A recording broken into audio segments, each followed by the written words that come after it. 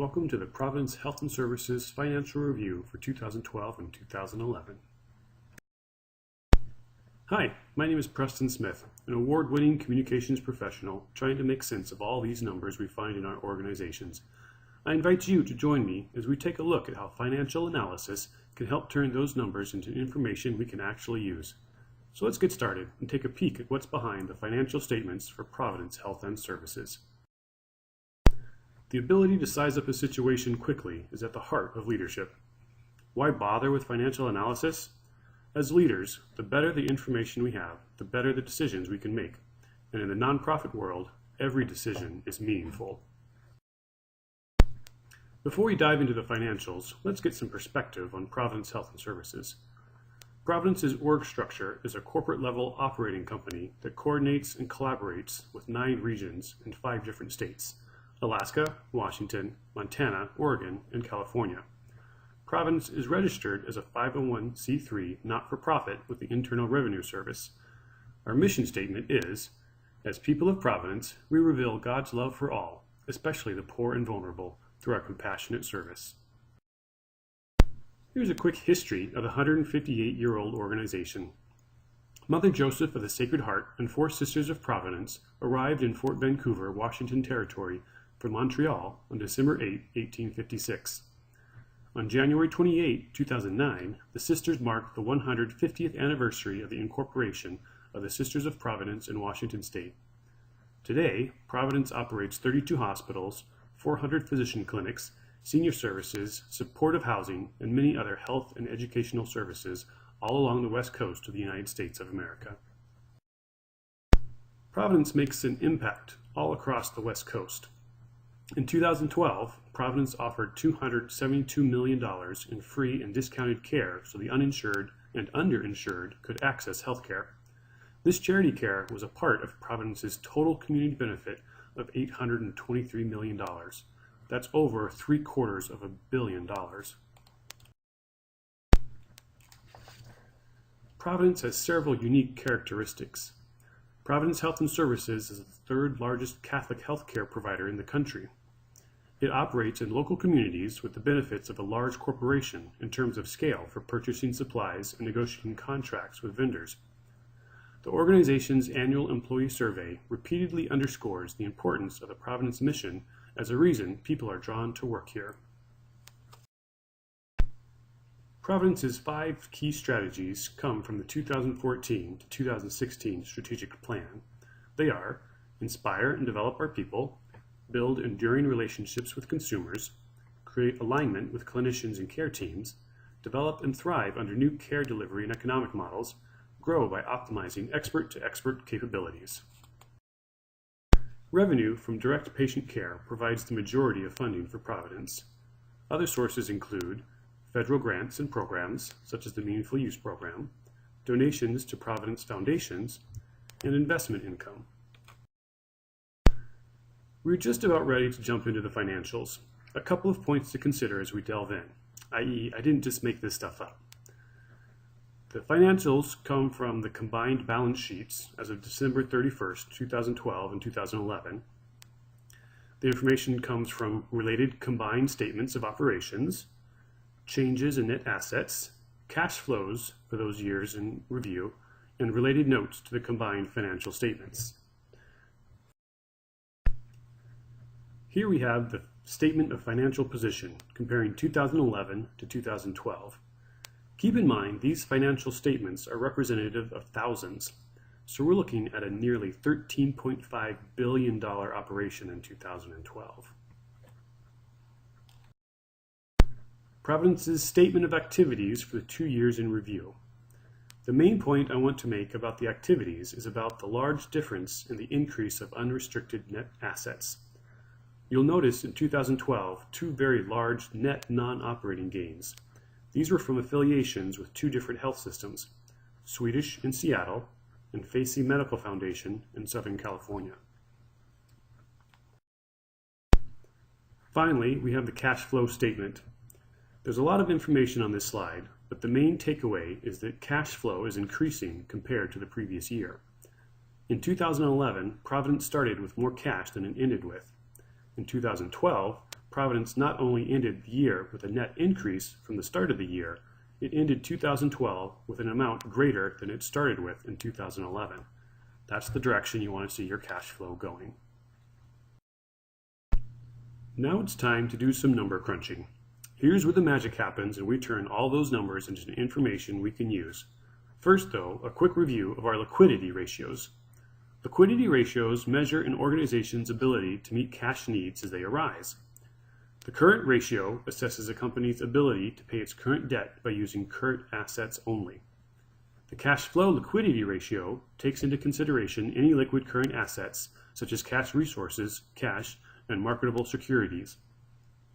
Days cash on hand represents the number of days that a company can pay its expenses with the current cash reserves. With that out of the way, let's take a look at the ratios. As we look at the liquidity ratios from 2011 and 2012, we can see that 5 of the 7 increased. The 2 exceptions were an average collection period and cash conversion, which lengthened slightly in 2012. The largest positive increase came in the days cash on hand ratio, moving from almost 17 days to almost 25 days year over year. Next, we'll take a look at the activity ratios. Activity ratios measure effective use of assets. The accounts receivable turnover ratio gives how many times accounts receivable are converted to cash in an average collection period. It's always good to get paid. Inventory turnover ratio shows how many times inventory is sold. In the case of Providence, supplies inventory turnover compares how many times supplies are used in the treatment of patients. Accounts payable turnover ratio relates how many times, on average, the accounts payable are paid throughout the year. Your vendors do appreciate when they get paid. Fixed asset turnover ratio compares net sales to net property, plant, and equipment. And the total asset turnover ratio is the net sales compared to total assets. So let's take a look at the activity ratios now. You'll notice the first accounts receivable turnover ratio is fairly low. This is because claims processes can take several interactions between payers, patients, and caregivers before any payments are actually made. The assets turnover ratio is low, most likely due to the high amount of cost associated with assets in healthcare. The biggest expenses, salaries and wages, employee benefits, and professional fees, remain stable compared to total assets, with only a slight increase in supplies used, correlating to the stewardship practices in place in Providence Ministries. That's always a good thing. Now for the leverage ratios. Leverage ratios measure an organization's dependence on borrowed money. The debt ratio compares total liabilities to total assets. Long-term debt ratio compares long-term debt to total capitalization. Debt to equity ratio shows the total liabilities compared to stockholders' equity, which in Providence's case does not exist. Times interest earned ratio compares operating profit to interest expense. Cash interest coverage shows how an organization can cover interest charges with cash from operations.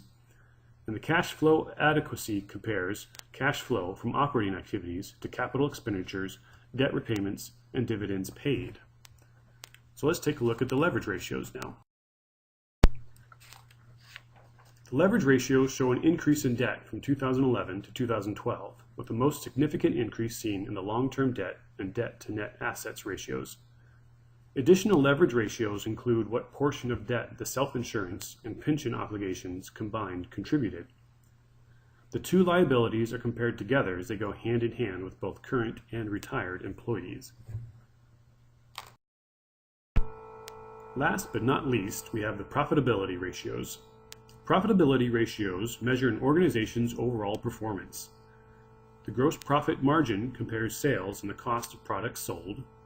Operating profit margin measures overall operating efficiency and incorporates all of the expenses associated with ordinary business activities. The net profit ratio measures profitability after consideration of all revenue and expense, including interest, taxes, and non-operating items. The cash flow ratio tracks how well an organization is able to translate sales into cash. Return on equity measures the return to common shareholders, again, non-applicable for Providence.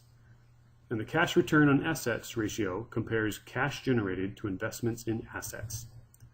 So let's take a look at those profitability ratios. Two of the profitability ratios measured were identical between 2011 and 2012, cash flow margin and cash return on assets. There were significant jumps in net profit margin, an 8% increase, return on assets, a 27% increase, and a return on net assets, an 11% increase. These large increases are the direct result of the two health systems that affiliated with Providence in 2012, Swedish in Washington and Facey Medical Foundation in California. These affiliations increased the net unrestricted assets by nearly $1 billion over 2011. Cash flow margin and cash return on asset stability speak to the operations of healthcare on a daily basis when looking strictly at the cash assets. Also included are profitability ratios to illustrate how much money was spent towards the stated mission and to discover the actual size of the biggest expenses each year. An increase in the program support ratio mirrored a decrease in the support services ratio, showing movement in the right direction. The salaries and wages and employee benefits are the two largest expenses for Providence each year, as you would expect.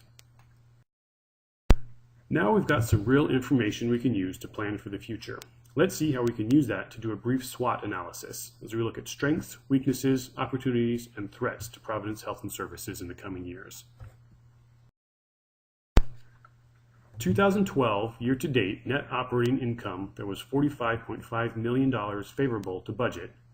On a year-to-date basis, operating revenue is $268.3 million favorable to budget, and the most significant drivers of the year-to-date favorable budget performance are the CMS settlement of $36.8 million and $54.5 million in meaningful use revenue recognized during the year. These are the main strengths Providence has. Weaknesses facing Providence include year-to-date operating expenses of $222.8 million unfavorable to budget. Salaries and related employee benefits were $83.8 million over budget. The variances primarily relate to volume, pension, and severance-related costs. Again, why salary and wages and employee benefits are one of the major expenses of Providence Health and Services.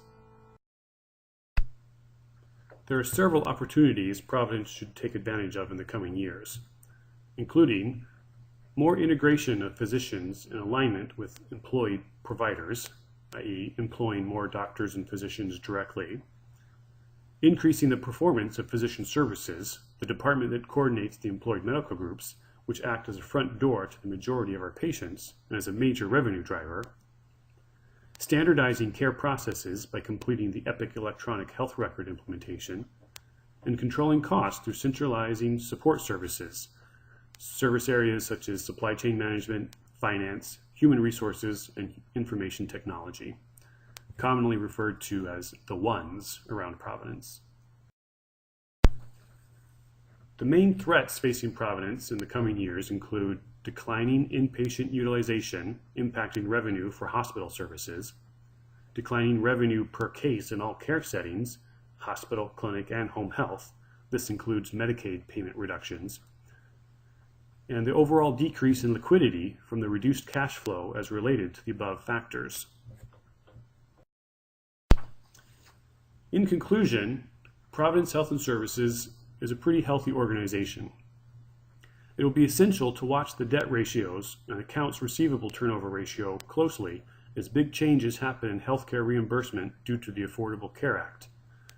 Informed decisions based on financial analysis can lead the organization into the future with a solid plan for continuing the mission. This translates into more charity care and increased community benefit for our communities. You don't have to take my word for it, though. Check out these references for yourselves.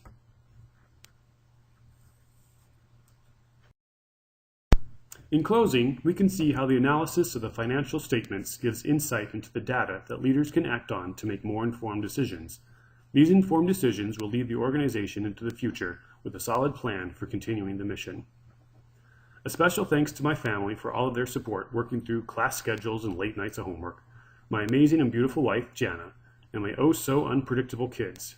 Annika, she's my oldest of 4, holding the baby, Kinsey, a very energetic 2, and Marcus, who turned 6 months on April 27. Thanks for watching. So long, and thanks for all the fish.